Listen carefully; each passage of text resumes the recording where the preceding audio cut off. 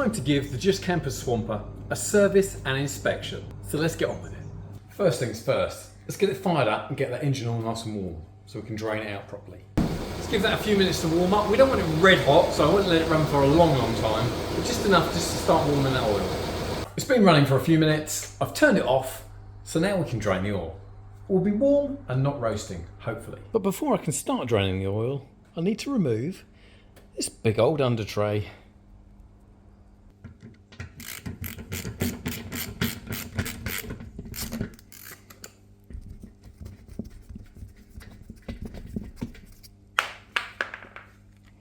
The under tray removed and all the bolts, look, drier than a rich tea biscuit.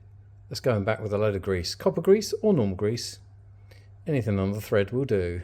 Now with the under tray removed, I can get to our sump nut, so we can crack that off and drain the oil. So I've popped our sump bung back in. I'm now going to fill it with 3 litres of fresh oil, run it up and then drain that out. And what that will do will help move as much of the dirt from inside the engine as possible. So when we put our fresh oil in, we're not contaminating it straight away.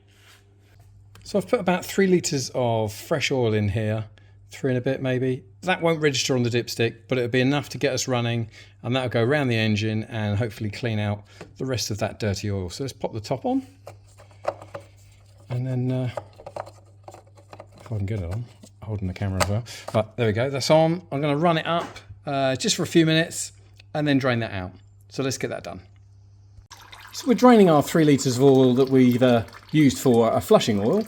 And as you can see, it's still pretty grim. So I think I'm going to do that process again. Let this drain, put the sump bung back in, another 3 litres of oil in the top, run it up, and then we should be good to go. That's our second lot of oil draining that we've used for flushing the engine. I'm going to leave that draining, and whilst it's doing its thing, I'm going to whip the wheels off and take a look at the brakes and have a visual on the suspension and steering components. So let's get that done.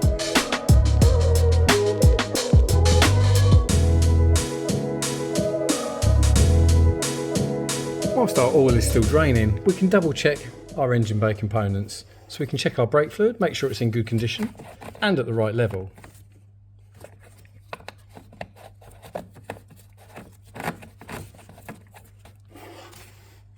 Check our power steering fluid, again make sure it's in good condition and at the correct level.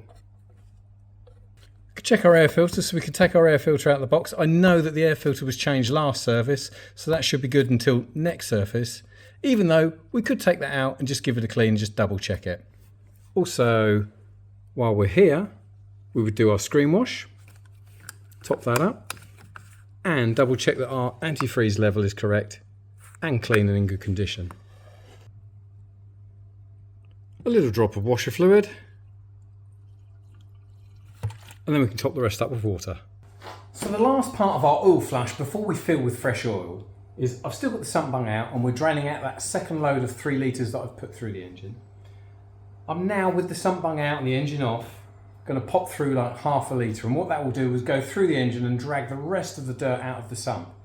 And then once that's finished draining, we can then put the sump bung back in, fresh filter on and fill with clean oil. So I'm just screwing our new oil filter on, hand tight, and now we can put our sump bung in and put our fresh oil in. That's our sump bung back in with its brand new washer. So next we can pop our under tray back up, but this time we're going to put a bit of grease on the threads. So let's get that bit done. Now time to fill with fresh oil.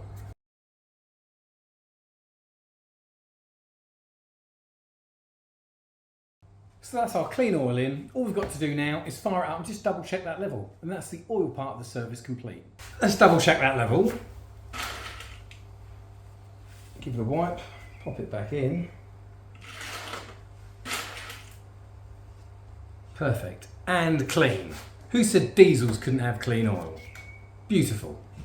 So all we've got left to do now is check wipers, washers, lamps, all of our controls from our driver's side, lubricate the door hinges, and not forget to torque up our wheel nuts. And that's it. That's our small service and inspection complete. It even sounds smoother and quieter. Fact, engines love clean oil. That's this one done. Thank you ever so much for watching. Catch up with me on the next video. Oh, make sure you subscribe because you'll never know what you could be missing. Thank you. Bye bye.